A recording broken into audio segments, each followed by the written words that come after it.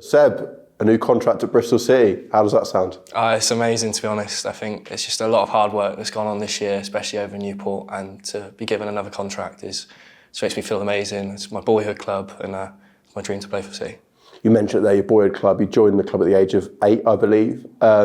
Does that make it extra special? Yeah, it's just really special considering I've been through all the ranks. I've come, obviously, like you said, I've come from 8. I've done the scholarship here, got my first pro. So to get another pro and to move on to the future is just a really good feeling for me.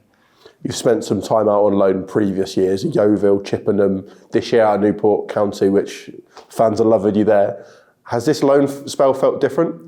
Yeah, I think this loan spell I felt like I could get integrated with the team more, obviously get more integrated with the fans, but it's been a really good feeling. The fans down at Newport have been brilliant to me. The players, the manager, everyone's treated me so well, and it's just given me the opportunity to play my best this year and show what I can do. It's been a real step up for you in League Two. What have you noticed as possibly the biggest challenge or the biggest change? Probably it's got to be the physicality. The step up from 21s to men's football, professional football is incredible. Like, you go in battling for 3 points every week against centre halves who are massive compared to maybe the more technical ones that play in the academy. But it's been a really good learning experience for me. Not just League Two, you had some FA Cup action. I'm sure many fans watched it against Manchester United. How was that as an experience? Probably the hardest game I've ever played in, to be honest. Playing against Varane and Martinez, it was just amazing. 2 World Cup winners, and you could tell their game knowledge was amazing, and it showed. But it was a brilliant experience for me, and hopefully I get more in my future. The Newport fans have taken to you well. You've even got a chant with your name. Does that feel special? Yeah, it always does. It always feels special to have a chant, especially when you're as young as me and when you've just gone to the club. To get the chant that they sing is amazing. It makes me feel really special, and long may it continue. What are your goals for the rest of the season with Newport? To be honest, I just want to stay in the starting 11, as that was my goal the whole season. At the start of the season, I don't really want to change it. If the goals come, they come, but make sure I put in a good performance every week, and that's do the best I can. Looking at next season, I'm sure you went away with pre-season last year with the first team before going out to Newport. But what are your goals for next season? Is it making your first team debut? That would be the dream. It's got to be my goals next year. Has got to be making my first team debut, especially with this contract coming up. I've got to try and knuckle down and show what I can do.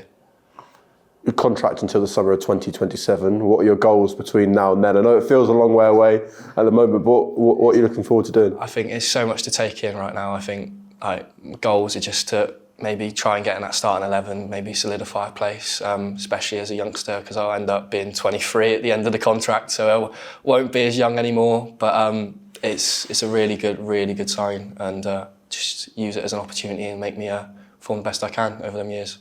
Brian Tinnion, now technical director, I'm sure he's followed your career from a young age. What has he said to you? He's been brilliant with me. He's given me the motivation, he's given me the steps and the tools to go and be the best player I can be. He's told me what to do, he's given me advice on how to be the best player I can be. And it's really good to have the chat with him, because I've been speaking to him and Matty Hewlett throughout the whole season when I've been at Newport, so the communication's been amazing, which has helped me massively. Obviously, knowing what my parent club's thinking is always a good sign for me as well. Have you spoke to Liam Manning at all? First time I spoke to the gaffer today, so it was really nice to meet him, really nice to see what page he's on, see how the team play, and I can't wait to get integrated with the team today.